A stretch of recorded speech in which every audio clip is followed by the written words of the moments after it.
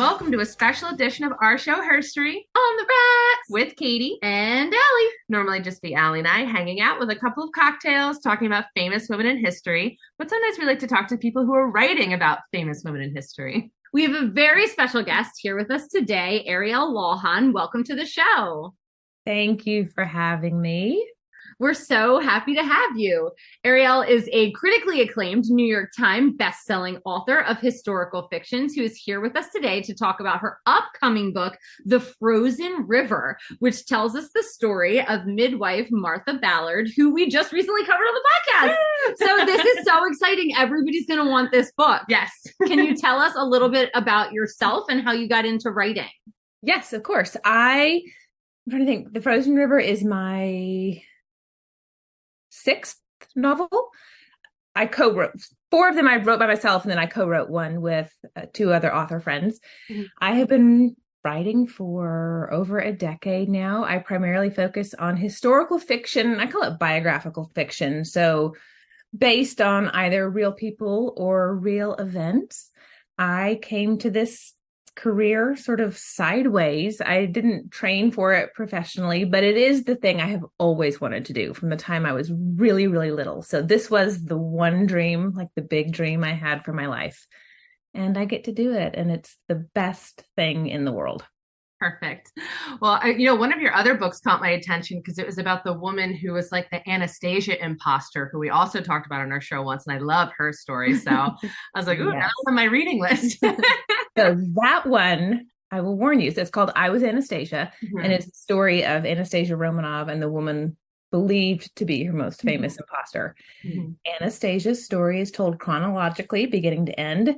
Anna Anderson's story is told in reverse, from end to the beginning, and then the 2 stories collide right in the middle, and that's when you find out if she was or wasn't. I love that. Wow, what So a good. Nifty way to write it. You Benjamin Buttoned the whole story. Yes. It's like Benjamin Button had a baby with Memento. Yeah.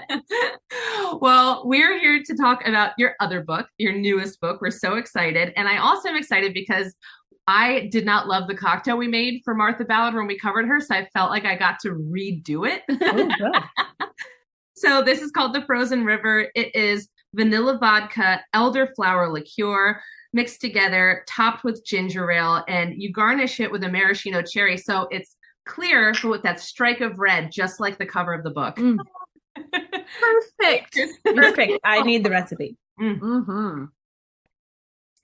Delightful. Much better than we did like a flip cocktail, and it was like a whole egg mixed with milk, and it was not good. Maybe not so much. Yeah, it was very. The funny thing is, I have every book that I've written so far has had a specific cocktail in it, like just as part of the story. Yeah. Until this one. Apparently, drinking in the post-Puritan area was pretty boring. You had cider, you had beer. So Perfect. Yeah. Well, I'm glad that you filled in the gap for me. Sure did. Okay, so before we dive into your book, we always like to set the scene for our listeners. So can you tell us a little bit about the time period that this takes place, and specifically what it's like for women besides their boring cocktails? Yes. So this story takes place over 6 months, 1789 to 1790. It begins when the river freezes in Hallowell, Maine, and there is a body trapped in the ice. And it is really the story of Martha Ballard. She was a midwife, as you said, in Maine in the 1700s, famous for 3 things. One, she kept a diary for 30 years at a time when most women could not read or write. And it's really spectacular when you think about it, that here's a woman who chronicled daily life for 30 years when most of her peers were completely illiterate. The second thing she's famous for is that she never lost a mother in her entire career as a midwife. She went to her grave having never lost a mother in childbirth, which is an astonishing medical record. And then the third thing that she is famous for is that in the pages of her diary is the only written record of a rape trial that happened in 1790. So I take that rape trial and I combine it with a murder mystery. I would say the fun facts about Martha are that she is the great aunt of Clara Barton, founder of the American Red Cross, and she is the great grandmother of one of the first female physicians in the United States. Mm-hmm. The legacy that she left from a medical perspective is almost unmatched, considering that most people don't even know her name. I know. That's what we thought when we covered her. We're like, I can't believe we've never heard of her. She's so interesting. And you're right that like there are these pieces of her story that she kind of just like weaves in her diary. And one of the things that we were kind of focused on was the case of Rebecca Foster. So she's sexually assaulted in this town, something to do with like her husband, and he's the pastor and nobody likes him. But we couldn't find any more information on that case. I was so interested in. So can you tell us a little bit about the situation surrounding it and how sexual assault was dealt with at the time? So it is fascinating. Like I said, Martha's diary has the only written record of what happened in that trial, what was said, what took place in the courtroom. There is one other mention in a historical textbook that the trial took place, and then it records the verdict of the trial. What's really, really fascinating about this particular case is that it happened at a point in American history when a conviction for rape was a capital crime. So if a man was convicted of rape, they hanged him. But in this particular case, one of the men, and in the real story, there were 3 men accused of doing this to her. One of the men was the town judge. So you add this extra layer of complication where they are already hesitant to hang a man for doing this. And then if he's found guilty, he's the judge. Mm-hmm. So it really exploded, and it really stressed the legal system of the day, which for the record was like nil. The Bill of Rights had been passed but not ratified. The Constitution, it was only the first 5 amendments, and that was written just a few years before. The year this story takes place was the first year that the Supreme Court even existed, and not until March of 1790, and there were only 5 judges. So we're talking about a moment in history where women have very few legal rights. Like, for instance, one of the things that comes up in the book quite a bit is that a woman could not testify in court unless her husband or father was present with her. Like, she didn't even get to have her say. The one exception being a midwife had special legal privileges that were not granted to most women because she was there delivering babies. And one of Martha's main jobs was, if a woman had a baby outside of wedlock, she had to convince that woman to give the name of the father. Now, what's fascinating, the father was never punished. The mother was. Mm-hmm. So there was no law in the books that would punish the father of an illegitimate child. The mother would have to pay a fine or spend a night in jail. And what most people don't realize, and this was really fascinating to explore, is that in the post-Puritan era, 4 out of 10 first children were conceived outside of marriage. Mm-hmm. Only 1 or 2 was born outside of marriage. You had lots of 9-pound premature babies. Yeah. So when you really dig into the post-Puritan culture, you're like, oh, the Puritans, not so pure. Yep. Okay. Yeah, they talked a big game. Yeah. So one of the men that is accused of raping her is found dead in the river. Yes, that's how the story opens. Yeah. So who is killed, and what role does Martha play in investigating this crime? So there were, like I said, there were 3 men accused in the real story. I wrote one of them out of the story completely. 3 was too many, just from a craft perspective. That was too many to juggle. So I knocked it down to 2, and I killed one of them right off the bat. So she's dead. Yeah. Of course, it's the judge that has the trial.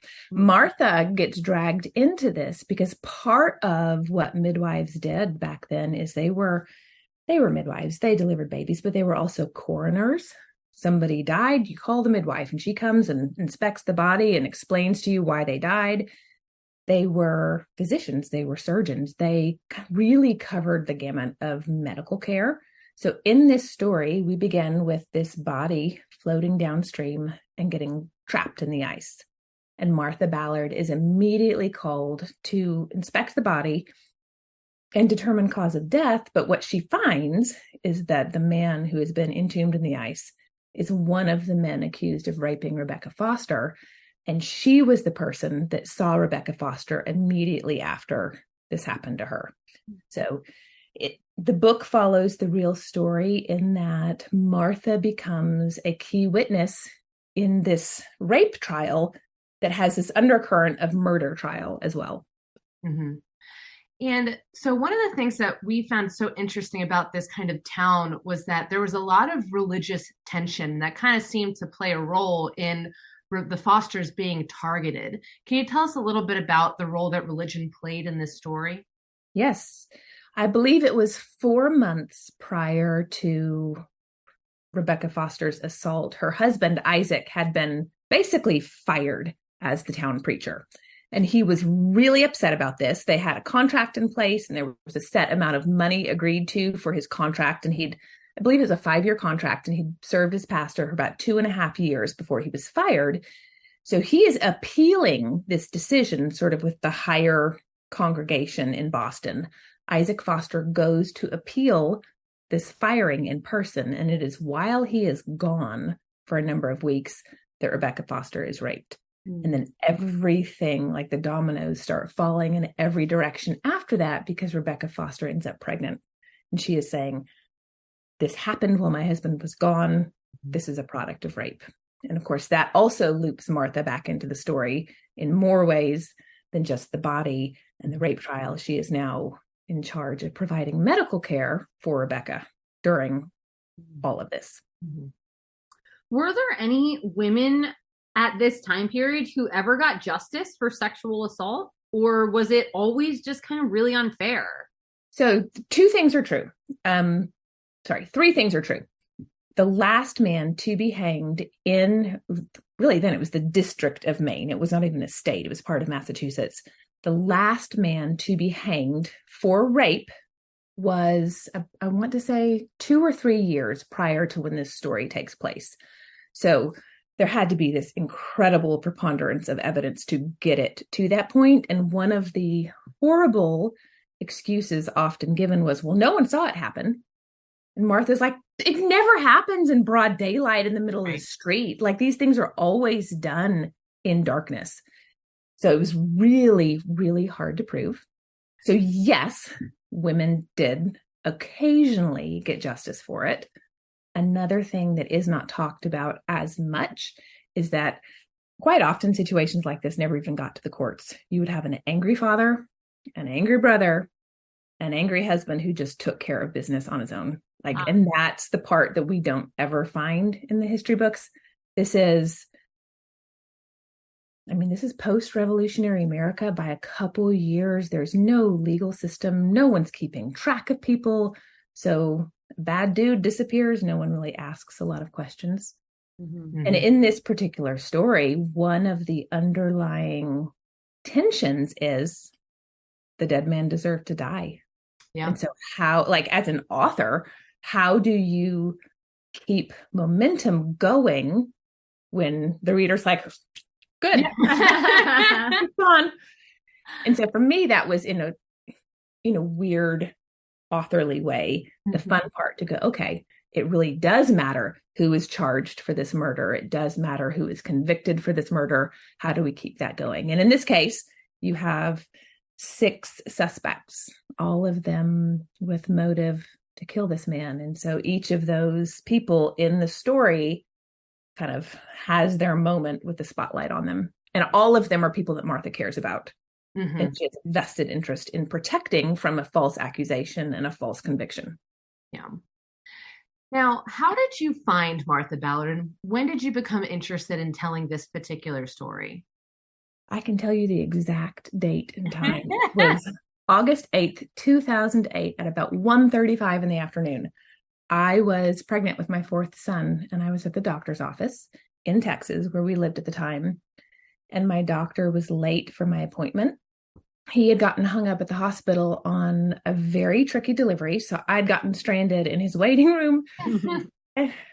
This is sad, but this is true.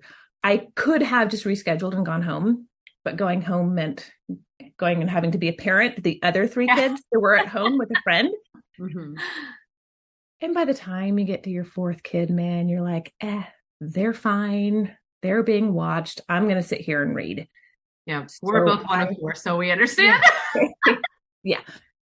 So I read the book that I brought with me and I finished it. And then I read every magazine in the waiting room and I finished all of those. And the only thing that was left in the entire office was this stack of really scary pamphlets, like, here's why you're going to die. Right. So I was like digging through this pile of pamphlets, and underneath is this small devotional. It was called Our Daily Bread. And I flip it open to the day, August 8th, 2008. And it talked about Martha Ballard, this midwife in Maine who had delivered over 1,000 babies. And I remember thinking, that would make a great story. Mm-hmm. And so I ripped the page out of the devotional and I stuck it in my purse. I still have it. I'm not sorry. But it took me a long time to come to. I actually wrote all of my other novels first. So I came up with this idea first, and then I wrote all of the others.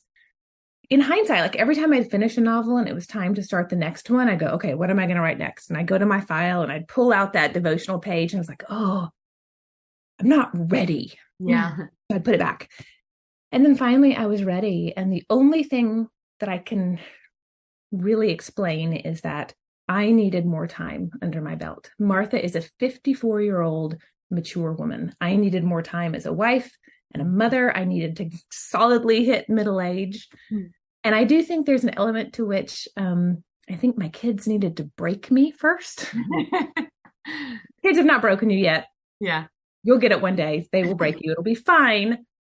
But the process of that makes you a different woman, and it makes you see things in an entirely different way. Mm-hmm. And much of Martha's story in this book is the fact that she is a mature woman and she's been married for 35 years and she has all of these children and they're growing up and they're leaving her. And who are you at that point in your life when the lion's share of your life's work as a mom is behind you? Mm. Those are all things that are happening in the background of this story. Mm.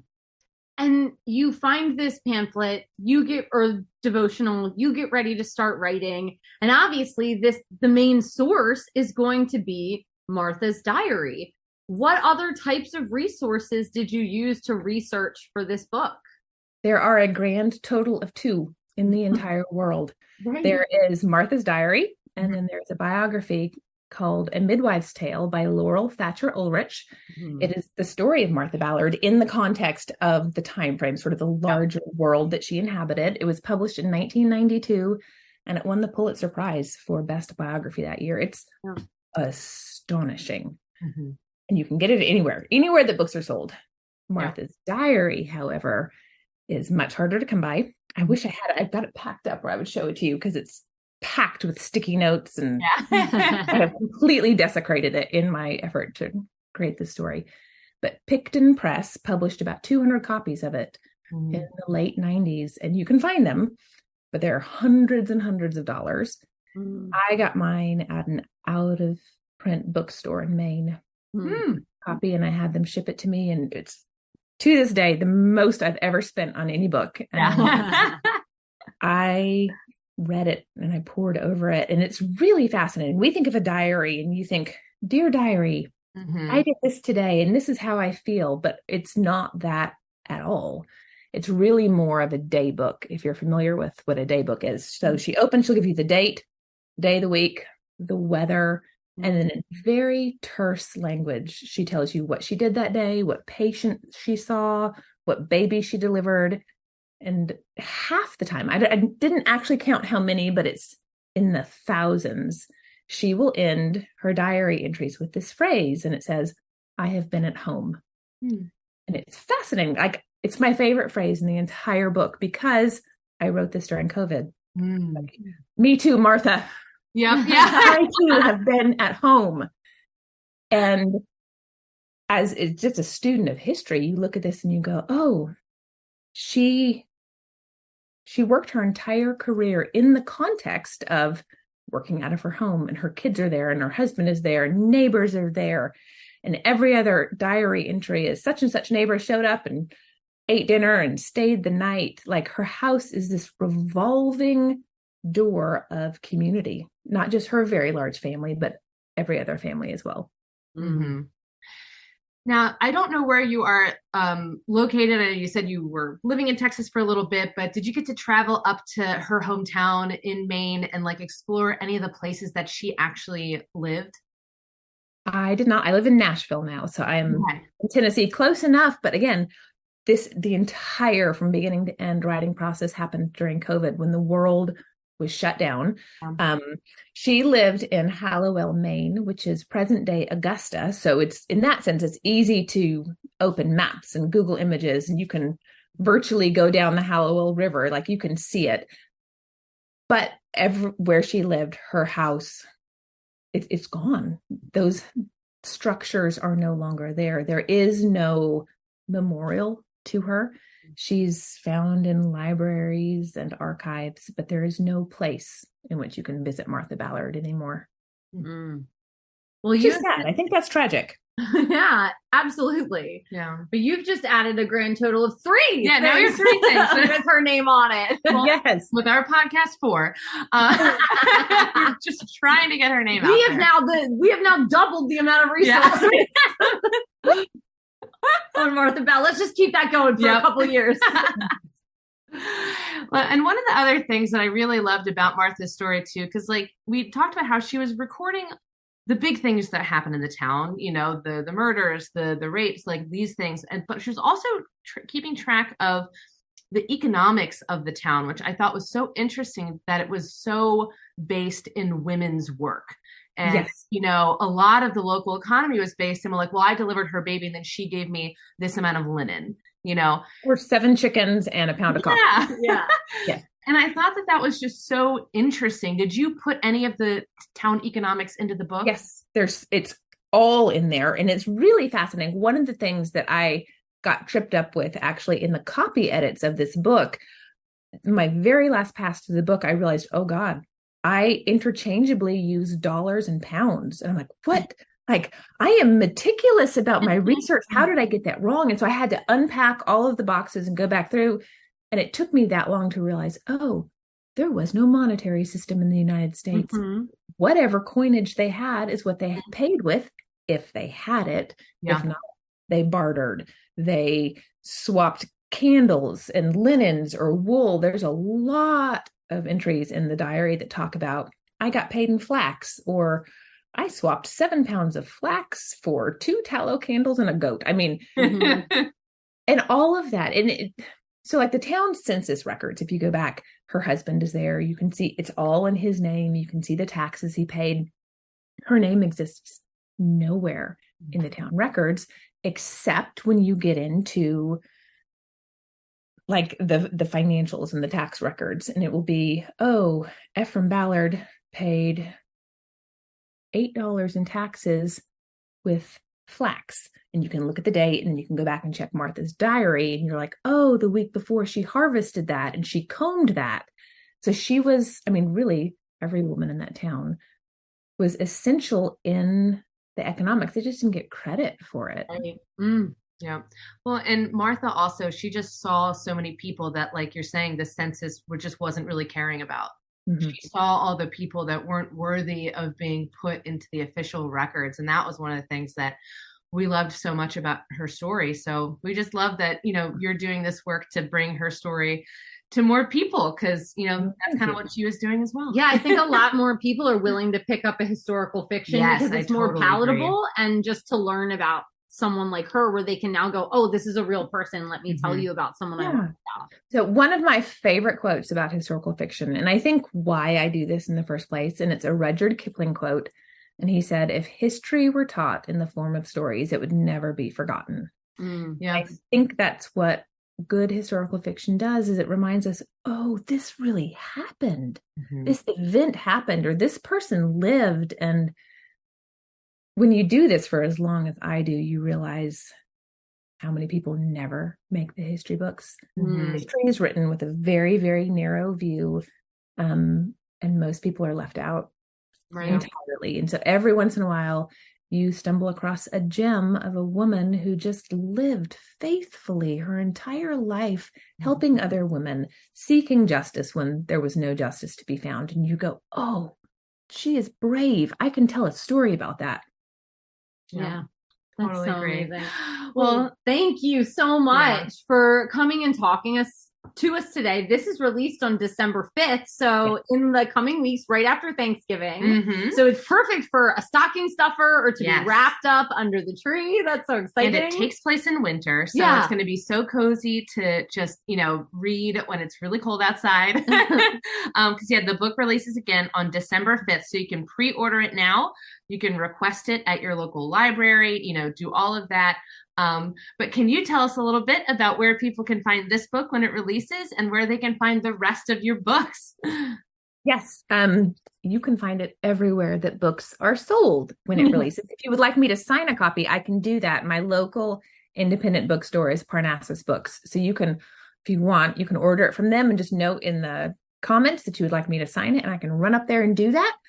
Otherwise, it will be everywhere. You can also visit my website, which is ariellawhon.com, ArielLawhon.com. And all of my books are on there. They're all set in the past. One is about a missing judge in jazz era New York City. One is about the last flight of the Hindenburg. One is about Anastasia Romanov. Another is about the most decorated spy during World War II. And the collaborative novel that I wrote with Christina McMorris and Susan Meisner is set during the Philippines, the Pacific theater of World War II. And it's about 3 nurses who survived that conflict. Perfect. Well, thank you again. We can't wait for people to go out and just get more into the story of Martha Ballard. So thank you again for coming on. This was great. Thank you for having me.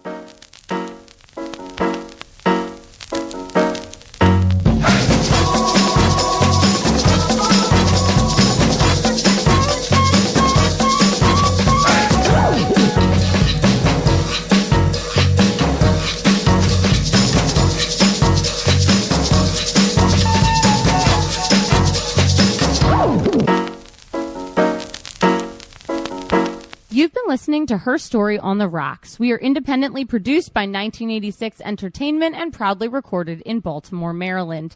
If there's a woman in history you would like us to cover, you can email us at herstoryontheRocks@gmail.com. You can also message us on Twitter or Instagram. We post all of our cocktail recipes on Tuesdays so that you can go get all the supplies you need and drink along with us. See you next week. Bye.